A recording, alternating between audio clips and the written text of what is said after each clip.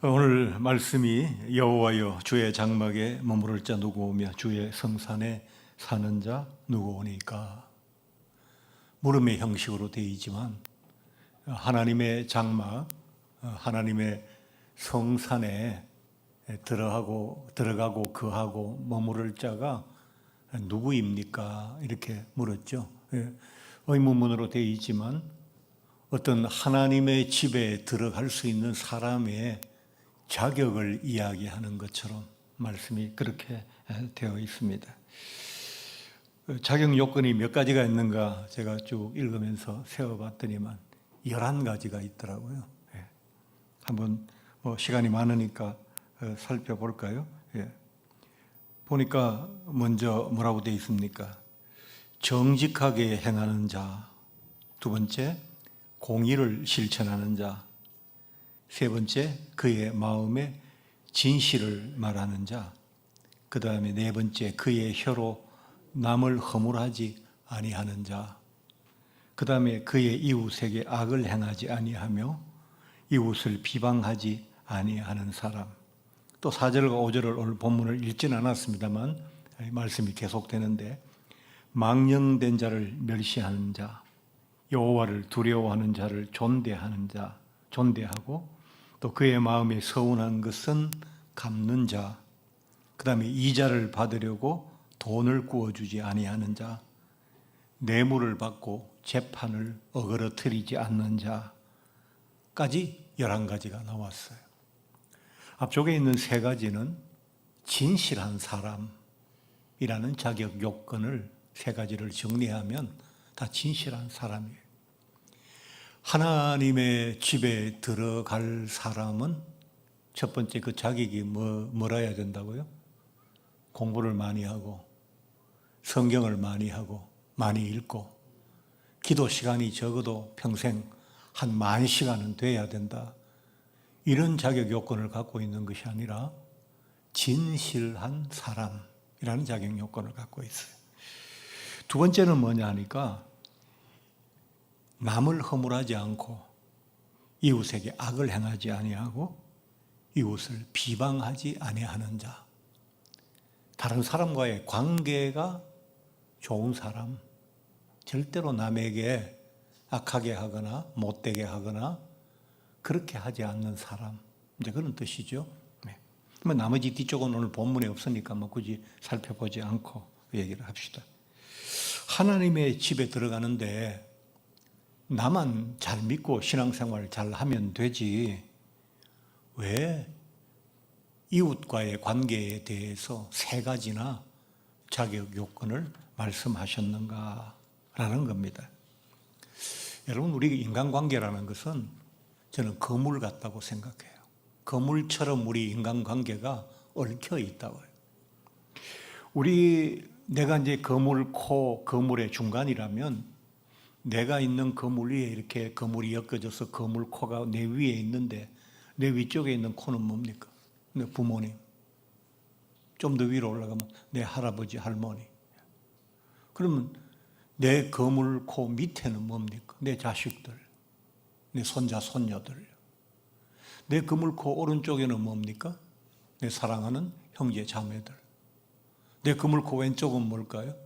여러 가지 얘기할 수 있지만 내 사촌 형제들이나 또 이쪽 먼 친척들 이야기할 수 있겠죠. 그런데 그 거물 코를 옆으로 1-2칸 정도만 넘어가면 뭐가 나옵니까? 이웃이 나온다고요. 내 가족이라는 가장 가까운 상하 좌우 거물 코 바로 옆에는 친구도 나올 수 있고 직장 동료도 나올 수 있고 직장의 상사도 나올 수 있고 많은 교회 성도도 나올 수 있고 이웃도 나올 수 있고. 그래서 우리들의 인간관계라는 게 거물처럼 양사방으로 얽혀져서 하나의 큰 행복이라는 고기를 잡을 수 있는 큰 거물이 되는 거거든요.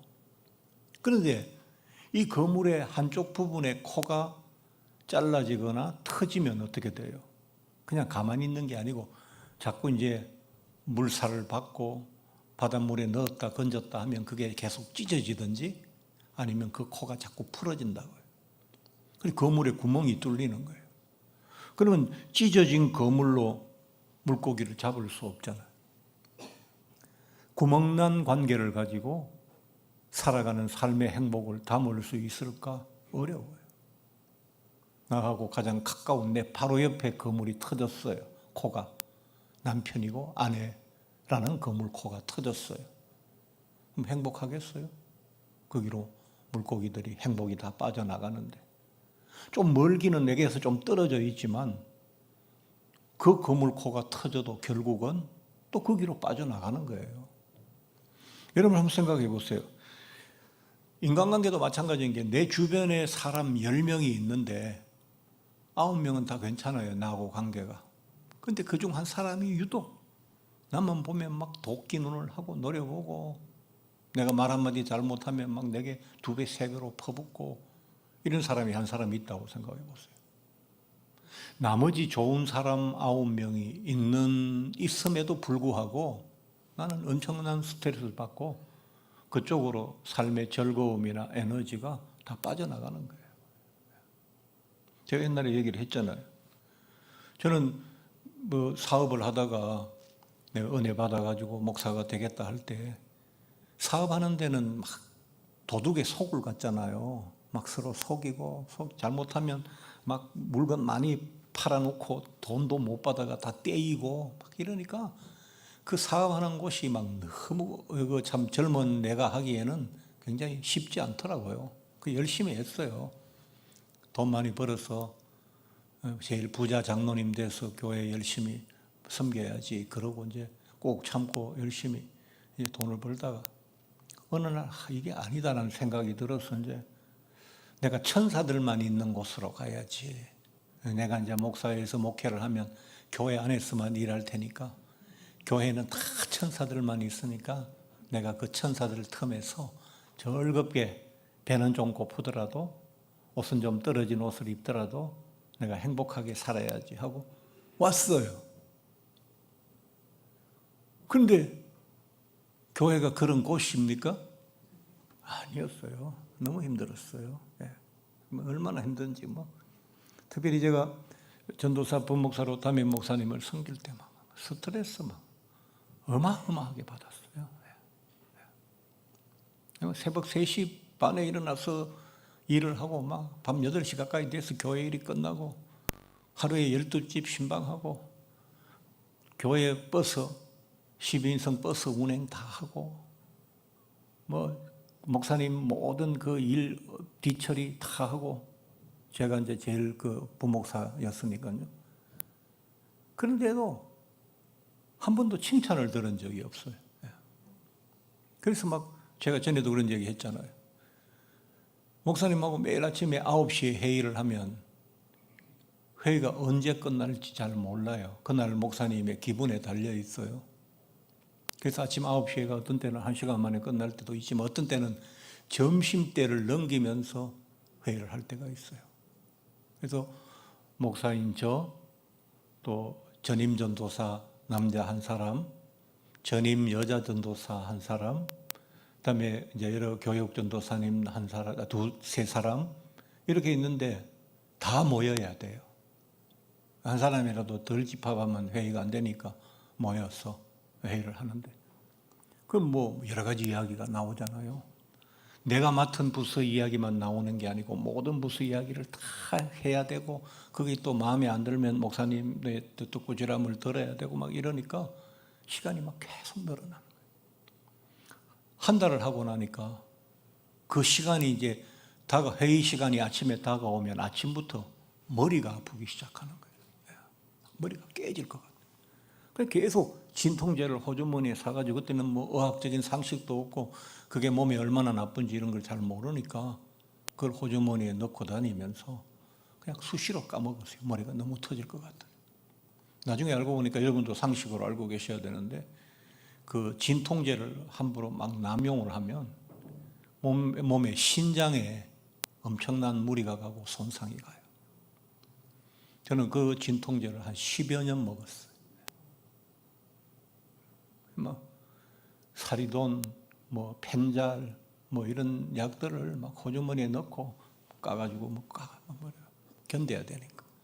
신방을 막 잠은 하루에 뭐 몇 시간, 서너 시간밖에 못 자는데 일은 많고 또 막 신방 다니면 음식은 주고 자꾸 배는 부르게 막 안 먹을 수 없으니까 덩치가 큰데 조금만 먹는다 하고 이러니까 막 몸이 부서지는 소리가 계속 들렸어요. 근데 안 한다 할 수도 없고 그러잖아요.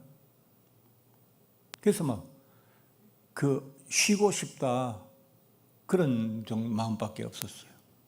교회를 개척하고도 그런 목사님의 스트레스에서는 벗어났는데 교회가 지하에 있고 월세를 내고 집도 월세를 내고 집 월세 내고 돌아서면 교회 월세 내야 되고 그게 또 막 부흥해야 되고 사람을 모아야 되고 또 뭐 새벽 기도부터 모든 예배 일주일에 10번 가까이 되는 예배를 제가 혼자서 다 해야 되고 대신방 본가을로 한 번씩 다 해야 되고 그러니까 이 일이 막 너무 몰리니까 집은 지하에 살면서 뭐 아이들은 늘 감기를 달고 살고 막 이러니까 그 어떤 스트레스 이런 게 엄청나게 힘들었어요.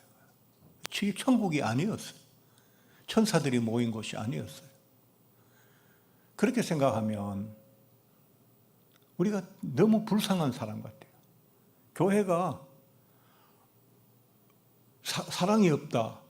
교회가 서로 이해하고 도와주고 용납하고 좀 부족한 사람이 있어도 좀 기다려주고 끌어주고 이런 분위기가 아닐 때 우리가 짊어져야 되는 무게가 세상 사람들의 2배라고요. 세상 사람들은 자기만 잘 살면 되잖아요. 무슨 짓을 하든지. 근데 우리는 하나님의 마음에도 들어야 되는데 그 하나님의 마음에 들기 위해서 우리 모두가 서로 협력하고 같이 하고 하면 그 짐을 즐겁게 질 수 있지만 그게 막 나무라하고 질책하고 노려보고 다투고 경쟁하고 막 이러니까 무게가 2배로 늘어나는 거예요. 세상 사는 짐에다가 교회를 감당하는 짐까지 같이 생기니까 즐거움이 있겠어요? 그래서 제가 총각 때는 예수 믿고 너무 행복하고 즐거워서 막 웃고 다니니까 어떤 사람이 당신은 왜 맨날 웃고 다니냐고 그 비결을 좀 들어보자 하고 묻는 사람도 있을 만큼 그랬는데 교회 생활을 하면서 웃음이 없어졌어요, 얼굴에서. 여러분은 교회 생활을 지금 어떻게 하고 계십니까? 오늘 주의 장막, 주의 성산에 거하고 머무를 자가 누굽니까? 라고 물으면서 지금 하나님에 아무나 들어올 수 없다는 얘기를 하고 있잖아요. 주의 장막이 뭐예요? 다윗의 장막 그러면 다윗의 궁전이죠. 주의 장막은 주님이 계신 텐트 이런 뜻이거든요. 그러면 그게 어디예요? 이 시대에는 성막이죠. 그러니까 하나님의 성막에 들어갈 수 있는 자격이 있는 사람이 누굽니까? 오늘 본문을 좀 직역하면 그런 거잖아요. 그럼 다른 말로 하면 하나님 주님의 몸된 교회 예배당에 와서 앉아 있을 수 있는 사람이 누굽니까? 물론 우리 예배당에는 그런 자격 요건이 없기는 합니다만 굳이 말을 만들자면 그 얘기나 같은 거잖아요. 그 다음에 주의 성산에, 성경에는 산이 많이 나오죠. 아담과 하와가 있었던 에덴 동산, 아브라함이 이삭을 바쳤던 모리아 산, 그 다음에 방주가 머물렀던 아라랏 산, 모세가 축복과 저주를 나누어서 선포했던 에발산과 그리심산, 또 모세가 율법을 받았던 시내산, 모세가 묻혔던 너보산, 엘리야가 불을 끌어내렸던 갈멜산, 산들이 엄청나게 많죠. 다윗의 성이 있었던 시온산, 사울의 성이 있었던 베델산, 산들이 엄청나게 나와요. 신약에도 들어가면 예수님의 모습이 변형되었던 변화산도 나오고 감람산도 기도하셨던 산도 나오고 그 모든 산들은 뭐예요? 하나님의 사람의 수련의 장소이고 하나님의 사람이 하나님과 만난 곳이에요. 그래서 그 성산이라는 것도 결국은 하나님이 계시는 곳이라는 뜻이 강하거든요. 그런데 그 성산과 주의 장막에 들어갈 자격에 왜 이웃과의 관계가 좋은 사람이라는 항목이 들어가 있을까요? 오늘 그 성산에 들어갈 자가 첫 번째는 진실한 사람이고 두 번째는 이웃에게 악을 행하지 않고 그런 사람이잖아요. 이웃과의 관계가 좋은 사람이잖아요. 하나님의 집에 들어가는데 왜 이웃과의 관계가 좋은 사람입니까? 하나님이 나하고 관계가 좋은 사람, 나에게 잘하는 사람, 내 말대로 사는 사람, 내게 많이 바치고 기도한 사람, 이런 조건이 아니고 왜 이웃과의 관계가 좋은 사람이라고 했을까요? 그게 오늘 문제의 핵심이잖아요. 왜 그럴까요? 하나님의 나라도 우리가 모두가 함께 거할 곳이잖아요. 우리가 이제 만약 죽으면 우리 몸은 땅에 있지만 우리 영혼이 하나님의 나라에 들어갈 수 있잖아요. 그러면 예수께서 마지막 날 심판하실 때 천사장의 나팔 소리가 날 때 우리도 새 몸을 또 입게 되죠. 그것은 뭐 신령한 육체이기 때문에 지금 우리가 상상할 수 있는 어떤 그런 개념 속에 있는 건 아니지만 그렇게 되잖아요. 그러면 어쨌거나 하나님의 나라에는 구원받은 성도들이 거기에 함께 있을 거란 말이에요. 그렇잖아요. 근데 그 구원받은 성도들이 함께 있는 그곳에 관계를 파괴하는 나쁜 사람이 거기에 계속 들어와요. 그럼 거기가 하나님의 나라가 되겠어요? 내가 세상에서 이거 힘들고 세상에 못된 사람 요즘 많잖아요. 오늘은 세상에 어떤 사람이 뭐 주차 문제로 시비하다가 그 검도하는 칼 있잖아요. 왜 날쌘 칼, 대나무도 베고 막 하는 칼.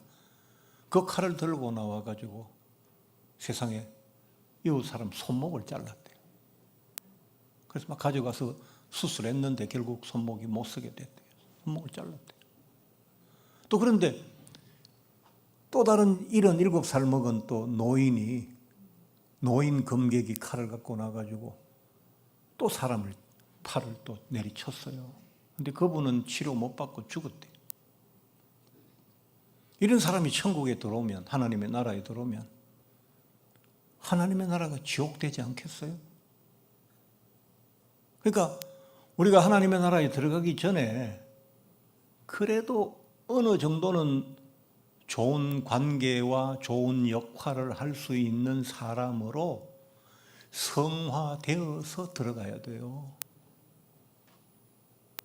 우리가 천국은 신비로운 곳이고 확실하게 모르잖아요. 예수 믿으면 들어갈 수 있다는 것만 있지 정확하게 모르잖아요. 그 나라에 어떤 조건이 있는지 우리가 모르잖아요. 근데 내가 너무 별난 사람이고 이웃에게 고통을 주는 사람이어서 하나님께서 너 천국 들어가기 전에 여기서 잠깐 좀 훈련받고 들어가자. 그럼 어떠실래? 어떡하실래? 가톨릭에는 그래서 연옥이 있잖아요. 연옥이라고 말하잖아요. 물론 우리는 그 연옥이라는 교리를 받아들이지는 않아요. 또 천국이 꼭 그렇다는 얘기도 아니에요. 그러나 생각해 보세요. 여기서 막 온 동네에 문제를 일으키려던 사람이 예수 그리스도 나의 하나님이십니다.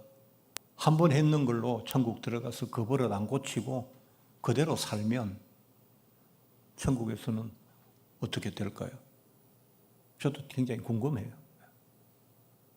그래서 우리는 어느 정도 다른 사람과 맞추어 살 수 있는 그런 어떤 그런 성화가 우리에게 필요하다고요. 그래서 하나님께서 나하고 관계가 문제가 아니라 너희들끼리 이 하늘나라에서 영원히 살 거 아니에요.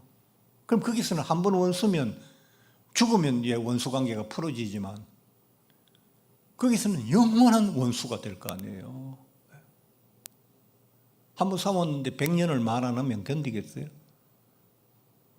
그런 의미로 저는 본문을 해석합니다. 하나님과 함께 있으려면 온유한 마음의 사람이 되어야 되겠죠.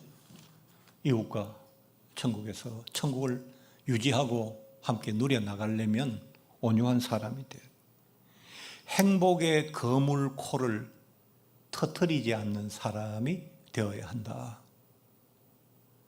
결국 행복학교라고 하는 것은 내가 어떻게 하면 더 행복해질 수 있을까를 공부하는 학교가 아니라 나의 행복은 너에게 달려있고 너의 행복은 나에게 달려있다는 것을 우리가 서로 생각하고 내 행복을 먼저 챙기는 것이 아니라 상대방의 행복도 배려함으로써 우리 모두가 함께 행복해지는 것, 그게 이 행복학교의 목표이고 또 우리가 이루어야 할 것이라고 생각합니다. 어떤 때는 이렇게 하더라고요.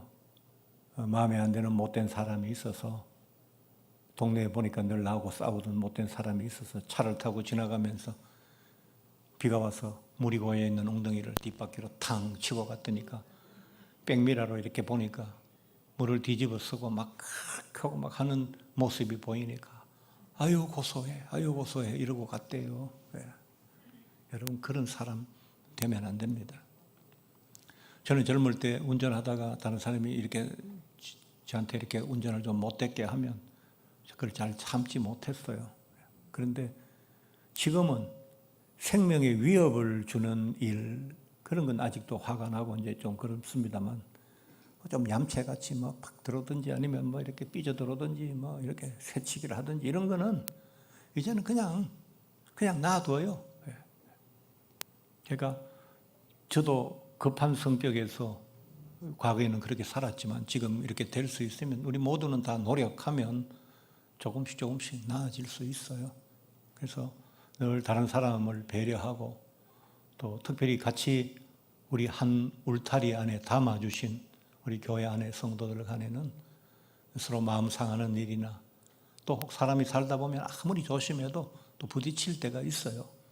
그럼 그럴 때는 오래 그 마음을 품고 있지 말고 곧 털어내고 화해하고 늘 좋은 관계로 살아가셔서 여러분의 신앙생활이 교회에 오면 사방이 따뜻해야지, 세 방향은 따뜻한데 한쪽이 막 얼음장 같으면 그쪽으로 행복이 빠져나가는 거예요. 그러니까 늘 주변 사람들과 함께 어울려서 이번 무더운 여름도 시원하게 잘 보내시고 여러분의 건강과 행복을 지키시는 그런 교회 생활이 되었으면 좋겠습니다.